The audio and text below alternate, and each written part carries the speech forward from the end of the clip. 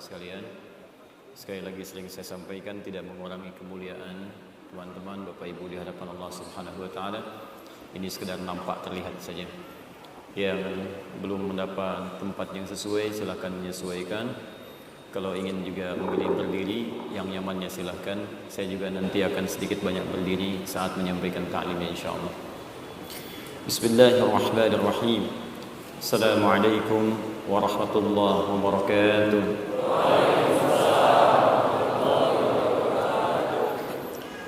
Alhamdulillahilladzi anzala al-Qur'ana fi syahrin mubarak fi yawmin mubarak faj'alahu hudan lin-nas wa bayyinatin minal huda wal furqan. Thumma as-salatu was-salamu ala rasulillahil amin an-nabiyil karim arsalahu rabbuna rahmatan lil alamin faj'alahu iqtida'an lil hidayati kaffatan lin-nas.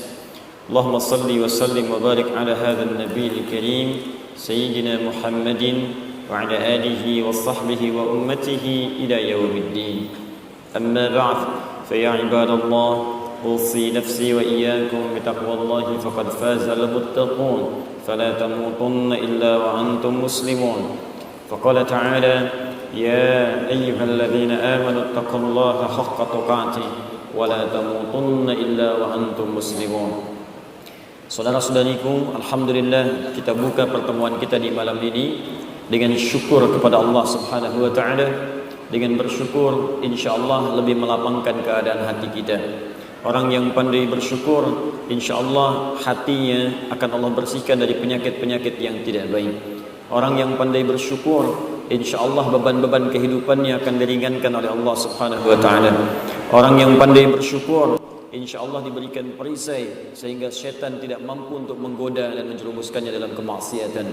Dan orang yang pandai bersyukur insyaallah dijamin oleh Allah Subhanahu wa taala untuk bisa kembali kepada Allah dalam keadaan yang baik dan mendapatkan surga yang dijanjikan.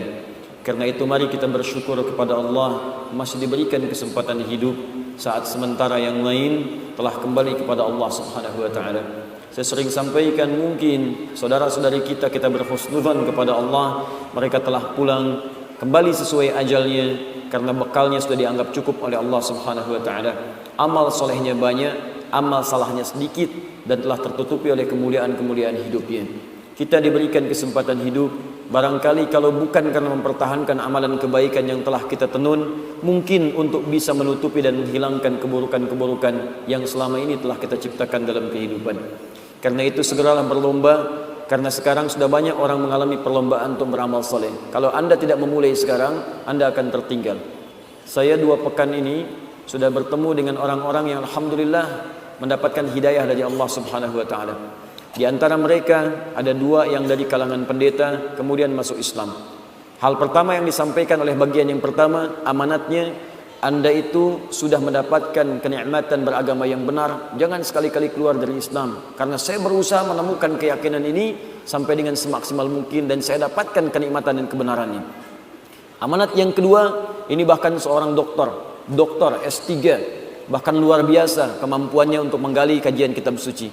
Memutuskan kemudian masuk Islam dan menyampaikan ingin memulai hal-hal yang baru yang lebih baik dalam hidupnya. Anda bayangkan ada orang yang barangkali dengan keislamannya bersyahadat dosanya digugurkan oleh Allah Subhanahu wa taala dan dia masih merasa ingin mengumpulkan amal-amal saleh. Kita yang hidup sampai saat ini, berapa dosa yang kita kumpulkan di hari ini saja? Mata berapa kali mengoleksi dosa di hari ini? Telinga berapa kali mengumpulkan maksiat di hari ini? Lisan berapa kali mengumpulkan kesalahan di hari ini? Berkata yang tidak baik, ada ghibah, ada fitnah, ada hal yang buruk. Berapa kali kita bertobat di hadapan Allah Subhanahu wa taala untuk menghilangkan semuanya itu? Dan cara beramal soleh yang baik lantas kemudian diurutkan dalam Al-Quran dan hadis-hadis Nabi SAW. Ada amalan taubat, ada amalan solat. Ingat, solat itu kalau dikerjakan dengan benar, dia akan menggugurkan dosa-dosa yang terjadi antara solat satu dengan solat yang lainnya. Selain dosa besar yang membutuhkan taubat khusus. Itu nanti ada di hadis Muslim nomor hadis 233. Nabi menyampaikan as-salawat ila as-salawat, al-jumu'atu ila al-jumu'ah, wa ramadan ila ramadan, kafaratun bainahunna, kafaratun lima bainahunna. Awas hati-hati, ma lam takunil kabair. Kata Nabi, solat satu ke solat yang lainnya, Jumat ke Jumat, Ramadan ke Ramadan, akan otomatis menggugurkan dosa-dosa yang terjadi di antaranya sepanjang bukan dosa besar. Hati-hati teman-teman sekalian, lidah yang kadang misalnya salah bicara, pikiran yang salah kemudian berpikir, mata yang salah melihat, itu kalau solat kita benar gugur seketika. Gugur. Karena itu kalau dipanggil solat, semangat, karena dalam solat itu ada pengguguran dosa. Kalau orang paham saat sholat dosanya bisa diampuni, tentu orang akan bergerombol, berlomba untuk menunaikan sholat sesuai dengan waktunya. Kalau orang mengerti kalau dalam sholat semua doa dikabulkan kalau kita minta dengan benar, orang akan semangat sholat. Kalau orang paham dalam panggilan sholat saat azan itu ada kebahagiaan yang akan diberikan. Hayya 'alas shalah. Anda bertanya kenapa sholat? Hayya 'alal falah. Yang belum bahagia, kata Allah, saya berikan kebahagiaan saat kamu sujud. Kalau orang mengerti dalam sholat ada kebahagiaan, dia akan tentu semangat menyiapkannya. Karena itu ada istighfar, ada sholat, ada kemudian amalan lainnya, ada tahajud dan lain sebagainya. Tapi di antara sekian amalan itu ada sebagiannya yang diistimewakan oleh Al-Quran, bahkan langsung disebutkan dalam lisan Nabi SAW, seperti tercantum dalam hadis riwayat Al-Bukhari yang memuji satu amalan lewat lisan Nabi SAW. Imam Al-Bukhari itu tidak pernah berjumpa dengan Nabi SAW, tapi beliau kemudian mencari informasi yang tersambung kepada Nabi. Maka beliau pernah mendapatkan informasi dari seorang bernama Hajjaj bin Minhal. Hajjaj mendapatkan informasi dari Syu'bah mendapat informasi dari Alqamah ibnu Marthad. Alqamah ibnu Marthad mendapat informasi dari Sa'ad bin Ubaidah. Sa'ad bin Ubaidah mendapat informasi dari Abu Abdurrahman As-Sulami. Abu Abdurrahman As-Sulami mendapat informasi dari Uthman bin Affan. Uthman bin Affan radhiyallahu taala anhu, juga dari sahabat Ali bin Abi Thalib karamahullahu wajhah, dari Nabi sallallahu alaihi wasallam. Apa yang disampaikan oleh Nabi sallallahu alaihi wasallam? Perhatikan kalimatnya. Awas, saking pentingnya kalimat ini, kita mesti memahami dengan baik dan fokus ke dalamnya. Khairukum man ta'allama al-Qur'ana wa 'allamah. Khairukum, bila ada orang baik di antara manusia, maka kata Nabi, yang paling baik di antara kalian itu man ta'allama al-Qur'an, siapa yang mampu dan mau belajar Al-Qur'an. Dan kalimatnya menggunakan man, ismun mausulun ala fardiyatil 'amiyah, huruf sambung yang menunjuk kepada objek, kadang-kadang subjek, dan dia menunjuk kepada sifat personal tapi tanpa batas. Fardiyah 'amiyah, dia personal tapi sifatnya luas. Artinya kalau setiap Anda ingin jadi orang baik, siapa Anda? Anda pejabat, ingin jadi pejabat yang baik. Anda pengusaha, pengusaha yang baik. Anda seorang anak, anak yang baik. Anda seorang ayah, ayah yang baik. Anda seorang ibu, ibu yang baik. Anda mahasiswa, mahasiswa yang baik. Jadi apapun profesi Anda, siapapun Anda, bagaimanapun sifat Anda, kata Nabi, kalau Anda ingin menjadi yang terbaik di bidangnya. Jadi kalau ada mahasiswa yang baik, ukurannya bukan nilainya, ukurannya ini, kata Nabi ini. Kalau ada seorang ayah yang baik, ukurannya bukan pemberiannya, tapi ini ukurannya nih, bukan infaknya, tapi ini yang akan disampaikan oleh Nabi. Kalau ada ustadz yang baik, bukan karena keilmuannya saja, tapi ini nih yang akan disampaikan oleh Nabi. Jadi kalau Anda mendapatkan yang disampaikan oleh Nabi ini, maka yakinlah dengan janji Nabi sallallahu alaihi wasallam ketika Nabi mengatakan orang ini akan menjadi orang yang terbaik dalam kehidupan. Khairukum, bila ada orang baik, maka yang terbaik di antara kalian man ta'allamal Qur'ana, siapapun yang mau belajar mengkaji isi Al-Qur'an wa 'allamah, kemudian dari pelajaran itu dia amalkan dalam kehidupannya, dia praktekkan sesuai dengan profesinya. Jadi teman-teman sekalian, mempelajari isi Al-Quran itu, sebelum kita mulai nanti bahasan yang kita kaji di malam hari ini, kita nggak akan ambil banyak. Mungkin kita akan biasakan ambil sebagian dari ayat-ayat pilihan untuk belajar, sesuai dengan kadar kebutuhan kita secara umum. Tapi kalau kita mau fair, objektif dalam mengkaji Al-Quran, untuk membaca, sempurnakan. Untuk menghafal, sempurnakan. Al-Fatihah sampai An-Nas. Tapi untuk mengamalkan isinya, ada dua jalan yang bisa ditempuh. Awas. Pertama, kata Abu Abdurrahman As-Sulami yang meriwayatkan hadis ini, akhadtul Qur'ana an qaumin, saya itu belajar Al-Quran dari sekelompok kaum, sekelompok orang. Maksudnya generasi sahabat ridwanullah alaihim. Bagaimana cara belajarnya? Setiap kami belajar, tidak pernah kami belajar kecuali mengambil 10 ayat dulu, paling maksimal. Dari 10 ayat ini kami berusaha mengamalkannya terlebih dahulu. Jika sudah mampu mengamalkan dengan sempurna seperti kami kemudian dapatkan itu sesuai kemampuan, baru nyambung lagi ke ayat berikutnya, surat berikutnya lagi. Jadi itu yang diambil oleh para sahabat. Sampai-sampai kemudian sahabat bernama Abdullah ibnu Amr ibnu Al-As radhiyallahu taala anhuma mengatakan, kami belajar dari Nabi sallallahu alaihi wasallam Al-Quran, banyak orang yang hafal satu surah saja, tapi mereka punya kemampuan mengamalkannya dengan sangat luar biasa. Hafalnya satu surah, tapi mengamalkannya luar biasa. Dan apa lanjutan kata beliau?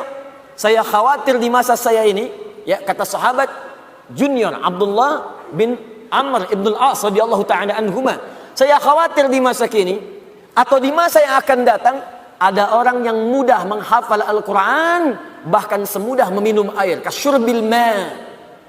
Minum air kan tidak ada sekatnya, ya, tidak ada nyangkutnya. Beda dengan makan durian. Mut, masuk. Minum cendol, gigit, masuk.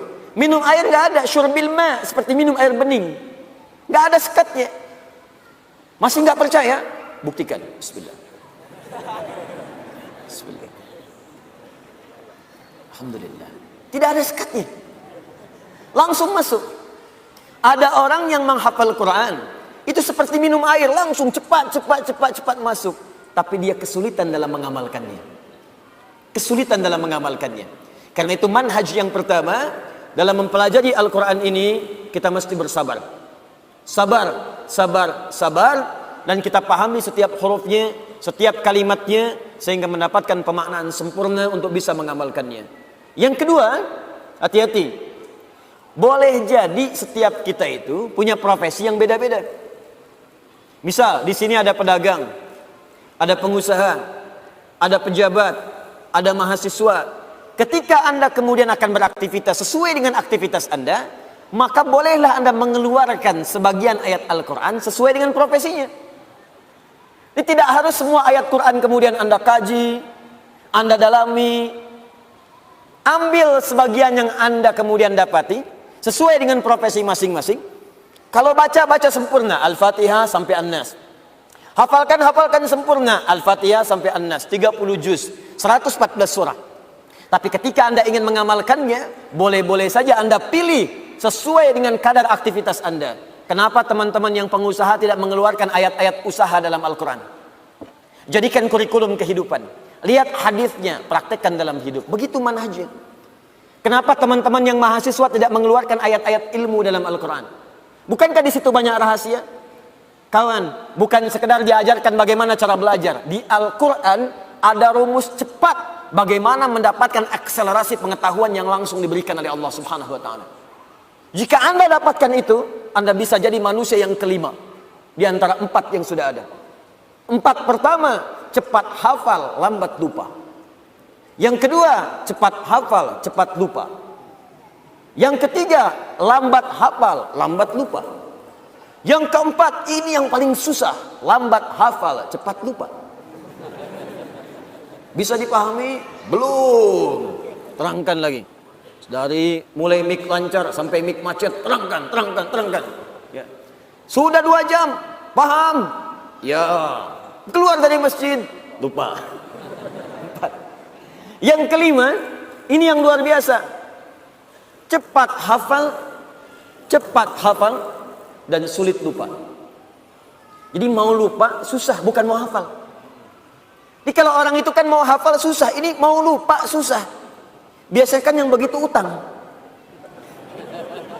Biasanya utang, mau lupa susah. Ini ilmu.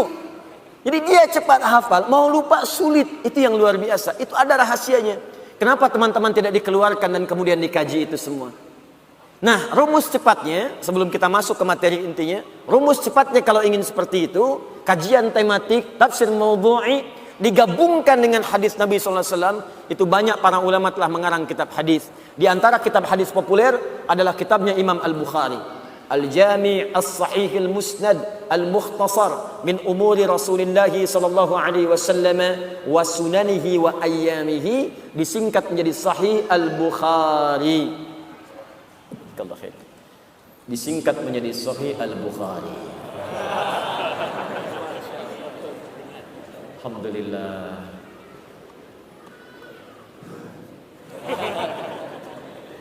Nah, di Sahih Al-Bukhari ini itu sampai ada 97 pembahasan, 97 kitab, 97 topik.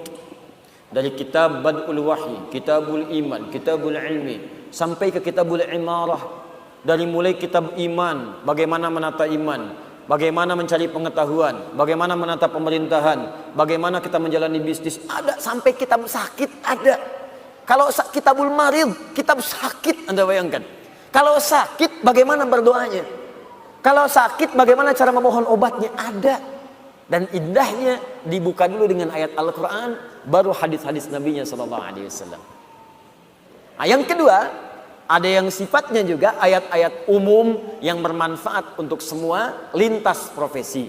Barangkali penting ayat-ayat ini untuk kita kaji, sehingga melahirkan kemudian pemahaman sempurna untuk semua dan motivasi dalam menjalani kehidupan. Di antara ayat-ayat itu ada yang terkumpul dalam satu surah, ada yang tergabung dalam dua surah di asbabun nuzulnya, juga ada yang terpisah ayat-ayat menyendiri walaupun tergabung di surah tertentu. Di antara sekian banyak ayat itu, kita akan keluarkan malam ini dua surah sekaligus yang turun bersamaan, bahkan urutannya berurutan dalam mushaf, urutan 93 dari 114 surah yang termaktub dalam mushaf yang menjadikan firman Allah Subhanahu wa taala tertuliskan di dalamnya, yaitu surah Ad-Duha dan surah Al-Insyirah atau surah Asy-Syarah atau surah Alam Nashrah. Malam ini kita akan bahas, mudah-mudahan ada manfaat di balik dua surah itu yang bisa memotivasi kita. Dan yang paling penting, semoga dengan bahasan dua surah itu, status kita malam ini insyaallah naik menjadi khairukum man ta'allamal Qur'ana wa 'allama, yaitu umat terbaik, orang baik yang pernah hidup di muka bumi insyaallah. Tidak cukup dengan amin, mari kita mulai kemudian bahasannya terlebih dahulu.